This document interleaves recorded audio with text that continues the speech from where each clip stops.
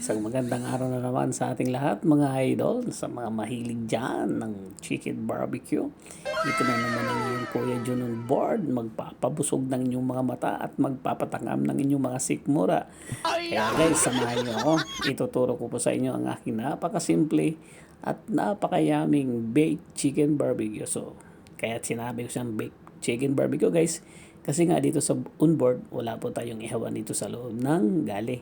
So, dahil po, kailangan natin magiging barbecue, ibibake na natin ito siya guys, para maluluto at magmumukhang barbecue. So, ayan na po guys, no?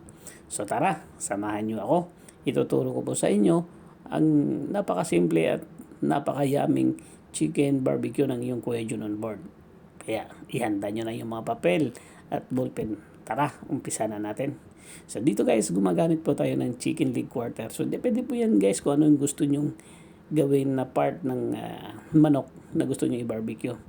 So, yan. Pagkatapos, siyempre guys, linisin, i-drain natin.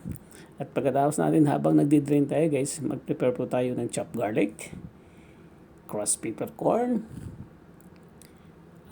salt and pepper, and then calamansi juice or lemon juice, and then banana ketchup guys, no? Kaya maganda ang kulay. So kung katulad namin dito, wala kaming banana ketchup, gumamit po ako dito ng achuity oil lang para magaganda ang kulay.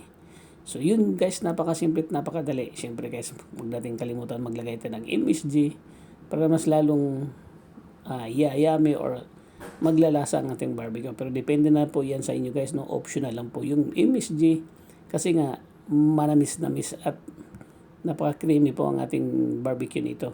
So, kailangan guys, mag-aagaw yung asim, tamis, alat sa inyong marination bago natin i-barbecue. So, ayan po guys, no? So, magkaiba po sila sa marination po ng inasal.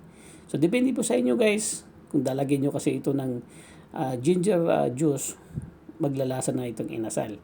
So, lalagyan nyo ng soy sauce, ganun din po, maglalasa ng inasal. Siyempre, pag nilagyan nyo ng lemongrass, mas lalong mag-iinasal na lasa siya. So, siyempre guys, ibahin naman natin ang ating barbecue. Kaya iyan, napakasimple lang, no? Pero I'm sure guys, napakasarap niyo. Kaya subukan nyo to guys. Kaya tingnan nyo naman guys. Napaka-beautiful and sexy ng ating baked chicken barbecue. And then, gagarnish lang natin guys ang ating spring onion bago natin i-serve with steamed rice or java rice or fried rice. Depende po yan sa inyo guys. Or mashed potato or bread. Yan. Kaya thank you for watching guys. Sana nasundan nyo po ang aking napakasimple at napakayaming baked chicken barbecue.